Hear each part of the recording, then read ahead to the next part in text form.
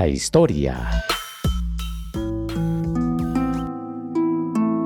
Célebre por ser el autor del dicho, lo que llamamos aprendizaje es solo un proceso de recuerdo, Platón nace alrededor del año 427 a.C. y muere en el año 347 a.C. A pesar de la gran cantidad de escritos atribuidos a Platón que han sobrevivido, se sabe poco sobre su vida. Nació en el seno de una familia noble de Atenas y recibió el nombre de Aristócles, pero adquirió el apodo de Platón, que significa amplio. Aunque probablemente estaba destinado a dedicarse a la política, se convirtió en discípulo de Sócrates. Cuando Sócrates fue condenado a muerte, se dice que Platón se desilusionó de Atenas y abandonó la ciudad. Viajó mucho, pasando algún tiempo en el sur de Italia y Sicilia antes de regresar a Atenas hacia el 385 a.C. Allí fundó una escuela conocida como la Academia, de la que fue director hasta su muerte en el año 347 a.C.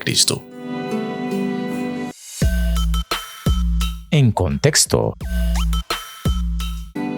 En el siglo VI a.C., los filósofos milesios proponen teorías para explicar la naturaleza y la sustancia del cosmos. Hacia el año 500 a.C., Heráclito sostiene que todo está constantemente en estado de flujo o cambio. Hacia el año 450 a.C., Protágoras afirma que la verdad es relativa.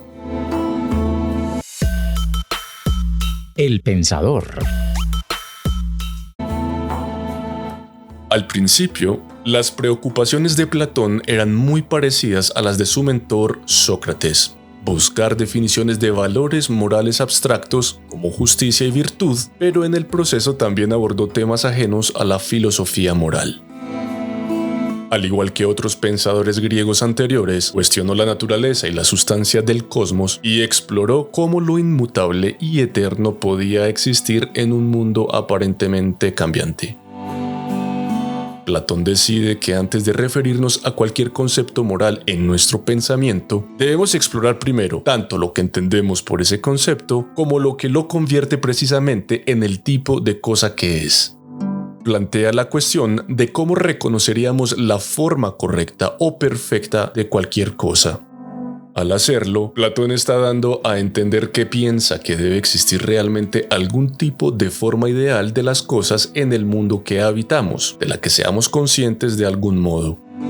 El razonamiento solo lleva a Platón a una conclusión, que debe existir un mundo de ideas. Es allí donde existe la idea del triángulo perfecto junto con la idea de la cama y el perro perfectos. Llega a la conclusión de que los sentidos humanos no pueden percibir este lugar directamente, solo nos es perceptible a través de la razón. Platón llega incluso a afirmar que este reino de las ideas es la realidad y que el mundo que nos rodea no es más que su modelo.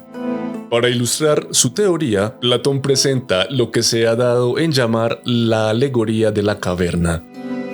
Platón cree que todo lo que nuestros sentidos perciben en el mundo material es como las imágenes de la pared de la caverna, meras sombras de la realidad.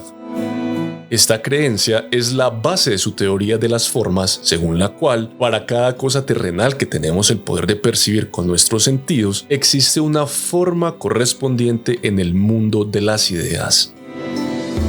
Dado que lo que percibimos a través de nuestros sentidos se basa en una experiencia de sombras imperfectas o incompletas de la realidad, no podemos tener un conocimiento real de las cosas. En el mundo de las ideas de Platón hay una idea de justicia que es la verdadera justicia, y todos los casos de justicia en el mundo material que nos rodea son modelos o variantes menores de ella. Lo mismo ocurre con el concepto de bondad, que Platón considera la idea última y el objetivo de toda investigación filosófica. Las ideas de Platón llegaron más tarde a la filosofía de pensadores islámicos y cristianos medievales, entre ellos San Agustín de Hipona, que combinó las ideas de Platón con las de la Iglesia. Al proponer que el uso de la razón más que la observación es la única forma de adquirir conocimiento, Platón también sentó las bases del racionalismo del siglo XVII. El legado. Hacia el año 335 a.C., Aristóteles enseña que podemos encontrar la verdad observando el mundo que nos rodea.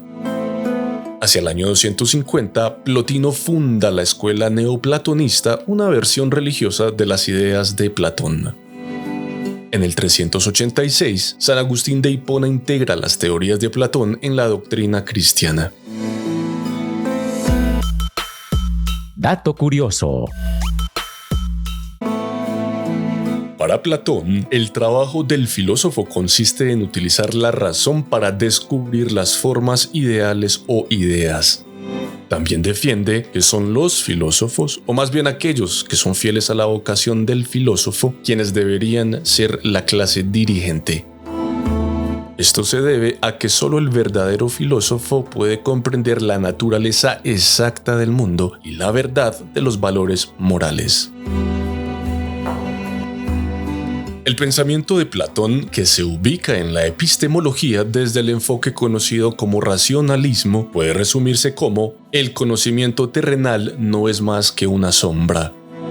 Ahora tengo una pregunta para ti. ¿Por qué sería posible pensar que lo que entendemos por realidad no es más que la proyección de lo que es realmente la realidad?